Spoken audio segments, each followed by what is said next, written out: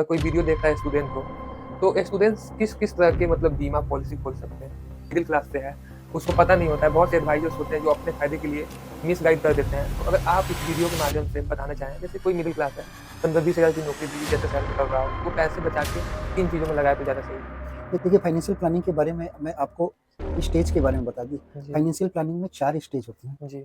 और आज के समय में जैसे आपने देखा होगा कि कोरोना के बाद से हुँ, खासकर लोगों को स्वास्थ्य संबंधित चीज़ें प्रॉब्लम झेलनी पड़ रही हैं। हुँ। तो क्या हेल्थ इंश्योरेंस भी उतना ही महत्व रखता है अपनी मतलब किसी की भी लाइफ में? लाइफ इंश्योरेंस जैसे कराता है या म्यूचुअल फंड कराता है, वैसे ही हेल्थ इंश्योरेंस के बारे में कुछ बताएँ? देखिए हेल्थ इंश्योरेंस तो आज की डेट में वो आदमी की बेसिक नीड होती है रोटी, कपड़ा और मकान। जी, तो रोटी, कपड़ा और मकान के बाद आज के डेट में स्वास्थ्य नीड भी ज़रूरी है, जी। ठीक है ना? आज आपको पता है कि कितनी अभी के वक़्त में म्यूचुअल फंड को लेके लोगों में ज़्यादा क्रेज़ है। तो म्यूचुअल फंड और लाइफ इंश्योरेंस में थोड़ा-सा आप डिफरेंस बताएँ, क्या है?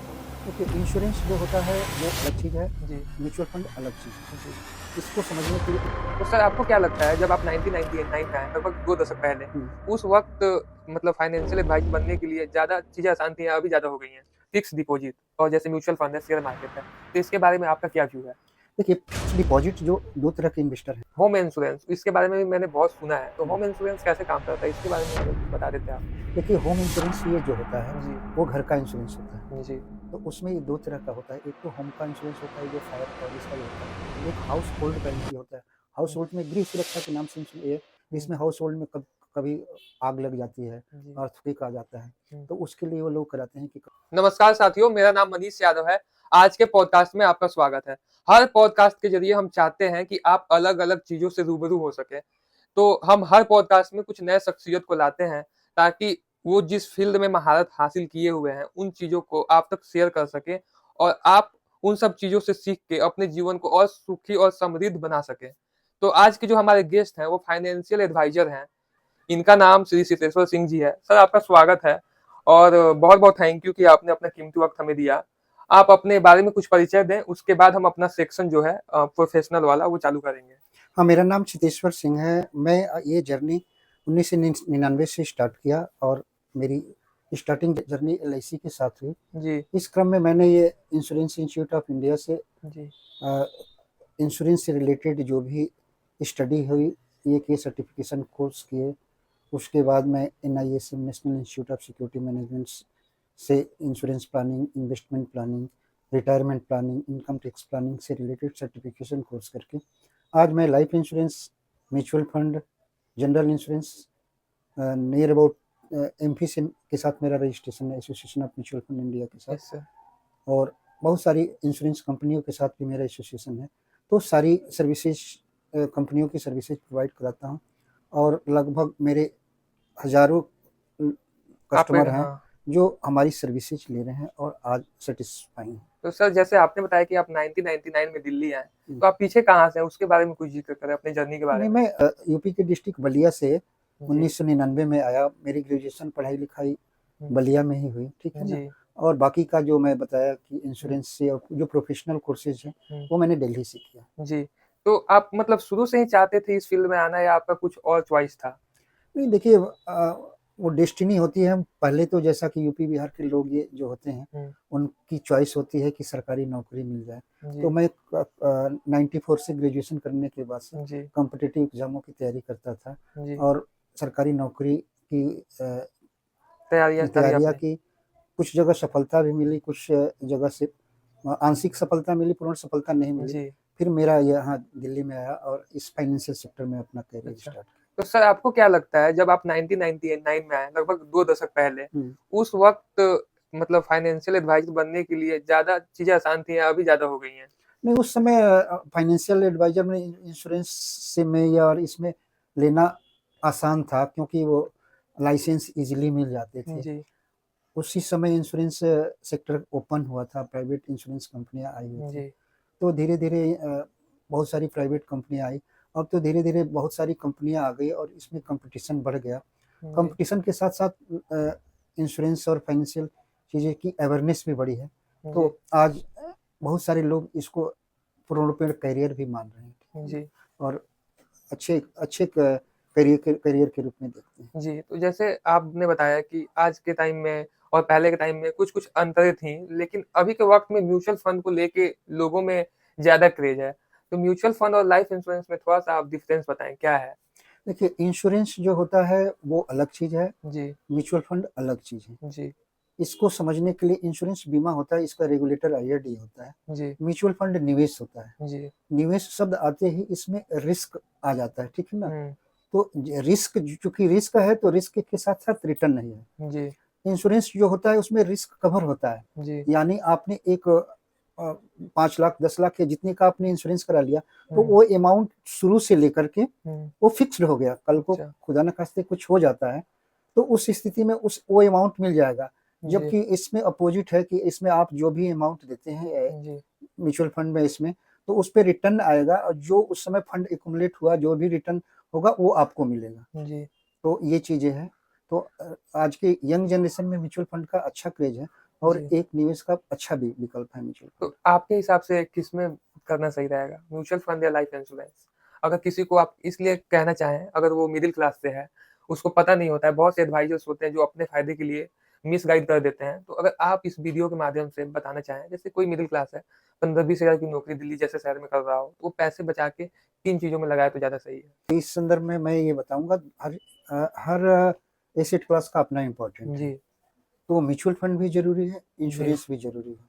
इंश्योरेंस इसलिए ज़रूरी है कि देखिए जो ब्रेड विनर है, जी, उसके साथ कोई ऐसी घटना हो जाती है जी, कि वो नहीं रहता है, जी, तो उसके परिवार के परिवार को एक अचानक फाइनेंशियल क्राइसिस आती है। जी, इसको दूसरे रूप में ये समझे कि अगर किसी की डेथ होती है, तो एक डेथ नहीं होती है, 2 डेथ होती है। जी, एक होती है आदमी की डेथ और हुँ, एक होती है इनकम की डेथ। तो जी, इंश्योरेंस जो होता है, उस इनकम को हुँ।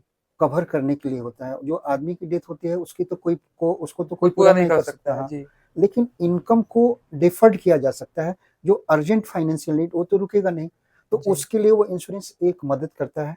तो जी, इंश्योरेंस भी ज़रूरी है, जी, इन्वेस्टमेंट म्यूचुअल फंड भी ज़रूरी है, जी, इसलिए कि व्यक्ति के जीवन में एक गोल होते हैं, फाइनेंशियल गोल होते हैं। जी, जैसे बच्चे की पढ़ाई करना, हुँ, बच्चे की शादी करना, जी, घर लेना, जी, गाड़ी लेना। तो जी, उसके लिए अगर हम छोटे-छोटे पैसे को निवेश करेंगे एक और गोल बना कर के करेंगे, तो जो हमारी जो फाइनेंशियल नीड है, फाइनेंशियल प्लानिंग की नीड है, तो हुँ, उसको पूरा कर सकते हैं। जी। और आज के समय में जैसे आपने देखा होगा कि कोरोना के बाद से हुँ, खासकर लोगों को स्वास्थ्य संबंधित चीज़ें प्रॉब्लम झेलनी पड़ रही हैं। हुँ, तो क्या हेल्थ इंश्योरेंस भी उतना ही महत्व रखता है मतलब किसी के भी लाइफ में? लाइफ इंश्योरेंस जैसे कराता है हुँ। या म्यूचुअल फंड कराता है, वैसे ही हेल्थ इंश्योरेंस के बारे में कुछ बताएँ?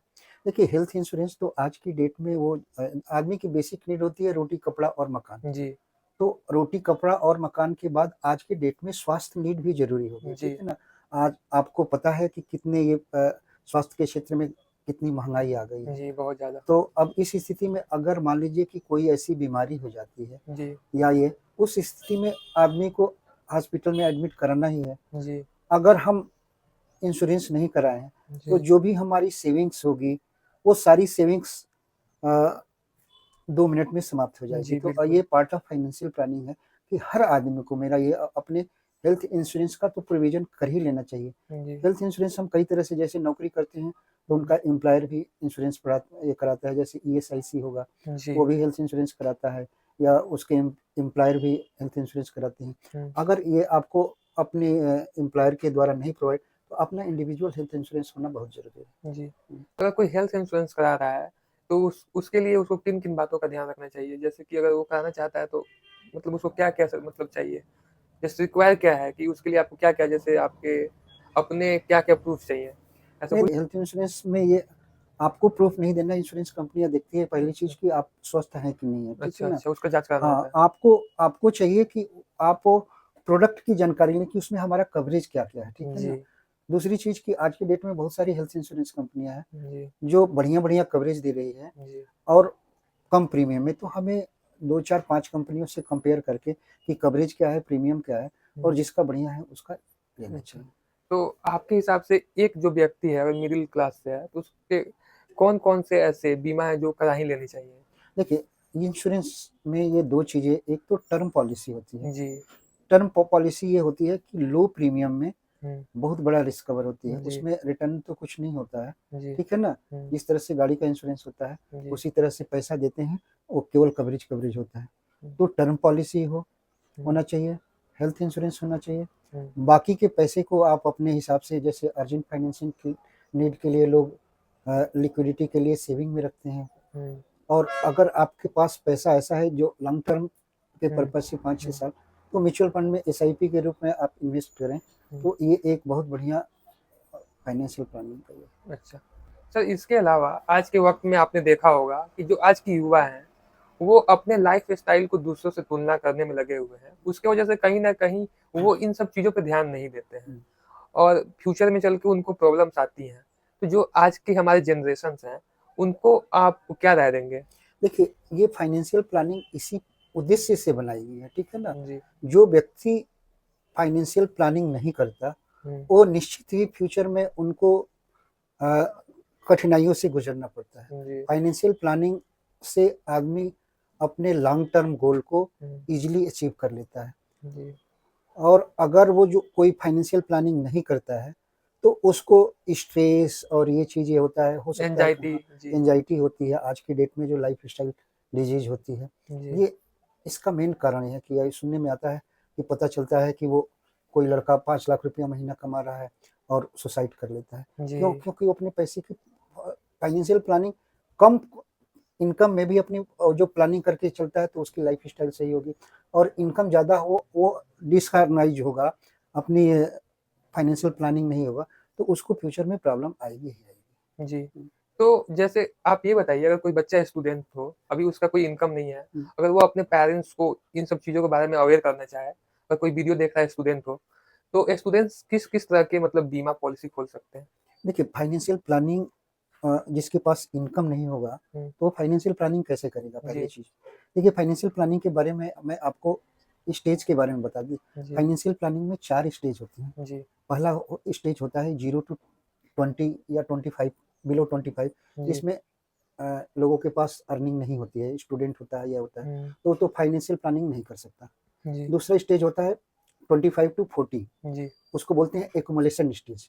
अच्छा, एक्युमुलेशन में पैसा इकट्ठा कर सकता है, उस समय ज़िम्मेदारियाँ नहीं होती है। जी, बच्चे या तो सिंगल होते हैं या हुँ, मैरिड होते हैं, जी, ठीक है ना?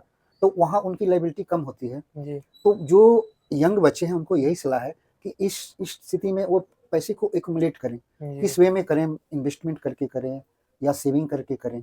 इन्वेस्टमेंट कई तरह से कर सकते हैं, चाहे जी, आप म्यूचुअल फंड में करें, प्रॉपर्टी में करें, जी, या जहाँ मने लगे कि जहाँ अर्निंग पोटेंशियल है, वहाँ इन्वेस्ट कीजिए। जी, दूसरा स्टेज होता है अ, ट्रांज़ैक्शन स्टेज, माने 40 टू 60। जी, ट्रांज़ैक्शन स्टेज में होता है कि इनकम भी होती है और खर्चे भी होते हैं। जी, उस स्थिति में 40 से 41 में बच्चों की शादी हो जाती है, जी, बच्चे हो जाते हैं, उनके खर्चे स्टार्ट हो जाते हैं, बच्चों के एजुकेशन में, जी, बच्चे के इसमें, तो पैसा आता है। ये तो जो व्यक्ति अपने एक्युमुलेशन स्टेज में पैसा इकट्ठा किया है, जी, तो वो ट्रांज़ैक्शन स्टेज में उसको हेल्प होती है, ठीक है ना? जी, और सबसे लास्ट स्टेज होता है 60 onward, that is called reaping stage. जी, माने यानी उस स्थिति में इनकम सोर्सेस ऑफ इनकम बंद हो जाते हैं, जी, और जो भी एक्युमुलेट किया है, जो भी फाइनेंशियल प्लानिंग किया है 60 साल के बाद, हुँ, जो इसको रिटायरमेंट प्लानिंग भी कर सकते हैं, जी, तो उस स्थिति में उसका रिटायरमेंट एज अच्छा गुजरता है। तो इन चारों स्टेजों को ध्यान में रखते हुए जी, व्यक्ति को फाइनेंशियल प्लानिंग करनी जी। चाहिए। तो आपने काफ़ी अच्छे से इस बात को समझाया है। तो मैंने देखा है एक चीज़, आजकल के टाइम में जैसे कोई जॉब करता है, तो उसका पहला गोल होता है कि पहले होम लोन लेके पहले घर खरीद लेना। तो हुँ। आपको क्या लगता है पहले उसे ऐसी चीज़ें करनी चाहिए या पहले अपने लाइफ़ को सिक्योर करने के लिए उसे इंश्योरेंस या तमाम चीज़ों में इन्वेस्टमेंट करनी चाहिए? नहीं, एक देखिए, होम घर जो होता है, जी, घर ज़रूरत होती है, ठीक है जी, ना? तो घर ले लेता है, तो वो होम लोन लेकर के, और ये अपना होम लोन ले लेकर के और घर ले लेता है, तो ये कोई बुरी बात नहीं है। होम लोन जी, लेने से ये होता है कि उसकी एक लायबिलिटी फिक्स हो गई, जी, तो अल्टीमेटली जो किस्त होता है, तो हुँ, उसको तो निकालना है। हाँ, जी, उस स्थिति में यही सलाह है कि जो लोन आप लेते हैं, हुँ, तो उस लोन को सिक्योर ज़रूर करा लें, कि कल हुँ, को खुदा न खास्ते कुछ हुँ, हो जाती है, तो जो लोन की लायबिलिटी है, जो आप फैमिली पे ना हो, तो हुँ, उस लोन को सिक्योर कर लेने से जो इंश्योरेंस कंपनियाँ हैं, वो जो बैलेंस का किस्त है या बैलेंस जो है, उसको ये कर देती हैं। तो जी, होम लोन लें, और होम लोन लेते समय ये ध्यान में रखें कि हम उतने का ही लोन लें, जो जी, हमारे लिए ईज़िली निकल जाए, स्ट्रेस हमारे लिए पैदा जी, ना करे, ठीक है ना? जी। तो अभी के वक़्त में फ़िक्स्ड डिपॉज़िट और जैसे म्यूचुअल फ़ंड है, शेयर मार्केट है, तो इसके बारे में आपका क्या व्यू है? देखिए फिक्स डिपॉजिट जो दो तरह के इन्वेस्टर हैं, एक जी। ट्रेडिशनल इन्वेस्टर हैं जी। और ये एक आज यंग जनरेशन की है। जी। जो ट्रेडिशनल इन्वेस्टर हैं, इन्वेस्टर सॉरी नहीं कर सकते, जो पुराने लोग हैं, तो उनके माइंडसेट में ये है कि फिक्स डिपॉजिट एक निवेश का बढ़िया सेफ और सिक्योर खेलना चाहते हैं, जी। क्योंकि उसमें एक रिटर्न फिक्स होता है 5-6-7% जो भी है। जी। लेकिन आज की यंग जनरेशन जो है ना, उनके अंदर रिस्क लेने की क्षमता है। जी। तो रिस्क लेने की क्षमता है, तो उनका जो रुझान है वो म्यूचुअल फंड हो गया, शेयर मार्केट की तरफ ज़्यादा है। जी। तो निश्चित ही इसमें रिस्क है, और लेकिन तो रिटर्न, रिस्क के साथ-साथ रिटर्न भी है। जी। तो अब मेरा यही सलाह है हुँ। कि जो व्यक्ति डायरेक्ट इक्विटी में जाता है, डायरेक्ट शेयर मार्केट में जाता है, जी। तो या तो उसके पास प्रॉपर नॉलेज हो उसका, ठीक है जी। ना? 3 चीज़ें चाहिए शेयर मार्केट के लिए, एक नॉलेज चाहिए और एक टाइम चाहिए, ठीक है ना? जी। और तीसरा चीज़ है कि मनी चाहिए, मनी तो चाहिए ही चाहिए। तो अगर आपके पास तीनों चीज़ नहीं है, तो आपको शेयर मार्केट के बारे में सोचना नहीं चाहिए। नहीं चाहिए। अब पहली चीज़, आपके पास मनी है, अगर आप लगा दिए, तो आपके पास टाइम नहीं है, तो पैसा कब फ्लक्चुएट करता है, तो वो उसमें लॉस के चांसेस ज़्यादा है। हुँ। उसके साथ-साथ आपको नॉलेज भी होना चाहिए। तो मेरा सलाह यही है कि अगर आप शेयर मार्केट का रिटर्न चाहते हैं या उसके बराबर, तो बेहतर ऑप्शन है कि आप म्यूचुअल फंड में जाएँ और एक पोर्टफोलियो बना कर के वहाँ आपको एक बेहतर रिटर्न आ जाएगा। जी। और फिक्स्ड डिपॉज़िट के ऊपर कुछ बोलें कि उसमें नहीं, क्या फिक्स करना है? डिपॉजिट ट्रेडिशनल वे ऑफ ये है, लोग पुराने ज़माने के लोग जो ये हैं, उनको रिस्क लेने की क्षमता नहीं नहीं, है। तो उनके वो लिए ठीक है वो। एश्योर्ड रिटर्न चाहते हैं, जी। जो उनकी का सैटिस्फैक्शन 5-6% होता है। तो जी। वो आज के परिप्रेक्ष्य में जो जी। वो इन्वेस्टमेंट का सही ऑप्शन नहीं है, क्योंकि अगर 6% आप ये आपको रिटर्न मिलता है, 5% इन्फ्लेशन है, तो हुँ। अल्टीमेटली आपको 1% गेन हो जाता है। अगर आप इनकम टैक्स पेइंग हैं, तो हुँ। उसमें आपको, क्योंकि वो जो आपका फिक्स डिपॉजिट से रिटर्न होता है, वो हुँ। आपके टैक्सेबल इनकम में आता है, तो उसमें से वो टैक्स कट जाता है, तो अल्टीमेटली ये लॉस ऑफ कैपिटल है, अच्छा। ये वाइज़ इन्वेस्टमेंट नहीं है। जी। तो ये चीज़ें हैं। लिक्विडिटी के लिए आप सेविंग में या फिक्स डिपॉजिट में कर लीजिए कि अर्जेंट फाइनेंशियल नीड आती है, तो जी। थोड़ा बहुत पोर्टफोलियो में होना चाहिए, हुँ। लेकिन हर चीज़ आज के परिप्रेक्ष्य में म्यूचुअल फंड और ये होनी चाहिए। तो सर आप किस-किस तरह के मतलब बीमा करते हैं? इसके बारे में बताइए? नहीं, देखिए हमारे हमारे पास हमारे पोर्टफोलियो में सब कुछ ही है। जी। आप इंश्योरेंस, हेल्थ इंश्योरेंस हो गया, हुँ। लाइफ इंश्योरेंस हो गया, हुँ। म्यूचुअल फंड से रिलेटेड हो गया। जी। आज के डेट में रिटायरमेंट प्लानिंग के लिए एनपीएस है, नेशनल पेंशन जी। स्कीम, उसमें भी ये कर सकते हैं। और भी फाइनेंशियल सर्विसेज में किसी तरह की कोई मदद की ज़रूरत है, तो जी। हमारे से मदद हो सर सकती एक अभी ख़्याल आया मुझे, होम इंश्योरेंस इसके बारे में भी मैंने बहुत सुना है, तो है। होम इंश्योरेंस कैसे काम करता है? इसके बारे में अगर कुछ बता देते आप? देखिए होम इंश्योरेंस ये जो होता है, जी। वो घर का इंश्योरेंस होता है। जी। तो उसमें ये 2 तरह का होता है, एक तो होम का इंश्योरेंस होता है जो फायर और इसका ही होता है, जी। एक हाउस होल्ड का ये होता है। हुँ। हाउस होल्ड में गृह सुरक्षा के नाम से ये, हुँ। इसमें हाउस होल्ड में कभी आग लग जाती है, जी। अर्थक्वेक आ जाता है, हुँ। तो उसके लिए वो लोग कराते हैं कि कल को कुछ ऐसी हो जाती है, तो या चोरी हो जाता है, तो हुँ। ये सब होम इंश्योरेंस का पार्ट है। तो सर होम इंश्योरेंस कराना ज़्यादा महँगा है या ठीक है? नहीं, नहीं, वो मतलब तो नॉर्मल प्रीमियम है, होम इंश्योरेंस के बारे में लोगों को हुँ। अवेयरनेस नहीं है, ठीक है ना? जी। तो ये चीज़ का वो बताने पे वो ईज़िली ले लेते हैं, उसका अच्छा। प्रीमियम बहुत नॉर्मल होता है, ठीक जी। है? मतलब ये भी कराना एक तरह से सही हाँ, रहेगा। नहीं बिल्कुल होना चाहिए इंश्योरेंस में, तो हर चीज़ का, घर का इंश्योरेंस होना चाहिए, हुँ। गाड़ी का इंश्योरेंस का। आदमी घर के इंश्योरेंस को, गाड़ी के इंश्योरेंस को तवज्जो देते हैं, हुँ। लेकिन अपने इंश्योरेंस का ख्याल, जी, जबकि जी। जबकि घर जो है वो आदमी से है, ना कि हुँ। घर से आदमी है। हुँ। कल को अगर मान लीजिए घर के साथ कुछ हो जाता है, हुँ। तो आदमी दोबारा घर बनाया जा सकता है, लेकिन जी। आदमी के साथ कुछ हो जाता है, जी, कोई अगर हाँ, काम करना बंद कर दे तो उसको फिर दोबारा चलाना हाँ, मुश्किल है। हाँ, नहीं आदमी के साथ कुछ हो जाता है, तो फिर उस स्थिति में वो घर आदमी नहीं ला सकता ना, जी, जी। तो आदमी का इंश्योरेंस ज़रूरी है, घर का भी इंश्योरेंस ज़रूरी है, गाड़ी-वाड़ी का इंश्योरेंस जी, ज़रूरी है। इसमें कहीं न कहीं हेल्थ इज़ वेल्थ जो एक कहा गया है, ये हुँ, कहीं न कहीं वो है हुँ। कि पहले आप अपने हेल्थ को प्राथमिकता इंश्योरेंस, देंगे। देखिए इंश्योरेंस बहुत बड़ा सब्जेक्ट है, ठीक है ना? जी। अगर आप बिज़नेस करते हैं, जी। तो उसके लिए भी इंश्योरेंस है। जी। जैसे बहुत सारे लोग कॉन्ट्रैक्टर हैं, जी। वो प्रोजेक्ट ये करते हैं, तो उनके लिए कॉन्ट्रैक्टर ऑल रिस्क इंश्योरेंस है। जी। जो सिविल के लोग ये हैं, डॉक्टर हैं, हुँ। इंजीनियर डॉक्टर हैं, इंजीनियर हैं, उनके लिए प्रोफेशनल इंडेमनिटी इंश्योरेंस है। तो इंश्योरेंस अपने आप में एक बहुत बड़ा सब्जेक्ट है, ठीक है ना? जी। अब उसको 2-4-6 मिनट, 2-4-6 घंटे या 2-4-6 दिन में भी नहीं, उसके समझने के लिए बहुत वाइड रेंज है हाँ, इसका। हाँ, सालों लग जाएँगे, ठीक है ना? जी। और मैं अपना 26 साल का एक्सपीरियंस आपको 6 मिनट या 6 घंटे में नहीं बता सकता, ठीक है जी, ना? जी। जो मोटा-मोटा है वो हम आपसे बात कर रहे हैं। हुँ। सर इसके अलावा जैसे कि आपने बताया फाइनेंशियल एडवाइज़र के बारे में, तो आज के वक़्त में अगर कोई इस क्षेत्र में आना चाहे तो उसको उसका क्या क्वालिफ़िकेशन होना चाहिए? देखिए मिनिमम बहुत सारी मिनिमम 12th के बाद से या ग्रेजुएशन के बाद से बहुत सारे इंस्टीट्यूट हैं जो बिजनेस स्कूल्स हैं। तो इस चीज जैसे आप एमबीए करते हैं तो एमबीए फाइनेंस करते हैं तो उसमें भी ये पार्ट होता है, इंश्योरेंस होता है, म्यूचुअल फंड होता है, फाइनेंशियल मैनेजमेंट का ये होता है। एक इंश्योरेंस इंस्टीट्यूट ऑफ इंडिया है, वहाँ से सीएफपी कर सकते हैं, सर्टिफाइड फाइनेंशियल प्लानिंग का कोर्स। ये कितने वक्त का होता है?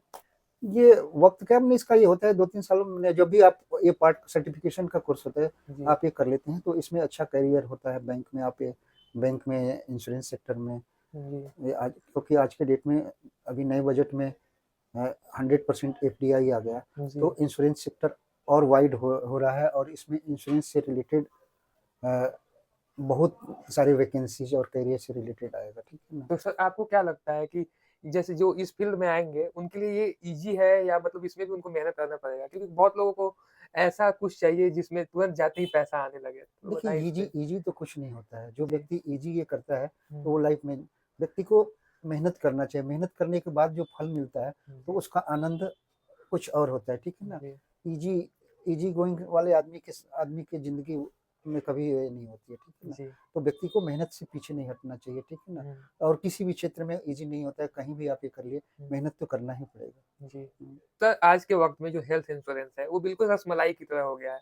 खाना तो सब कोई चाहता है, मतलब उसको इस्तेमाल अपने जीवन में लाना सब कोई चाहता है, लेकिन इतना महंगा हो गया है। इसको सरकार आरामदेह कैसे बना सकती है, अफोर्डेबल कैसे बना सकती है? देखिए इसके पीछे केवल सरकार ये महंगा होने में इंश्योरेंस कंपनियों का ही रोल नहीं है। एक्चुअली क्या है कि मेडिकल कॉस्ट बढ़ते जा रहे हैं। ठीक है ना। और हेल्थ इंश्योरेंस में जो हॉस्पिटल्स हैं वो अनाप शनाप बिल बना देते हैं। तो चूंकि क्लेम आता है तो इंश्योरेंस कंपनियों को मजबूरी में प्रीमियम बढ़ाना पड़ता है। पहला तो ये चीज़ है। दूसरी चीज़ इस पे सरकार 18% जीएसटी लगा दी है। ठीक है ना। तो इस कारण से हेल्थ इंश्योरेंस कॉस्टली हो गया है। तो इसमें सरकार का इम्पोर्टेंट रोल है। पहली चीज़ तो वो टैक्स को घटाए क्योंकि ये एक सोशल सिक्योरिटी स्कीम है।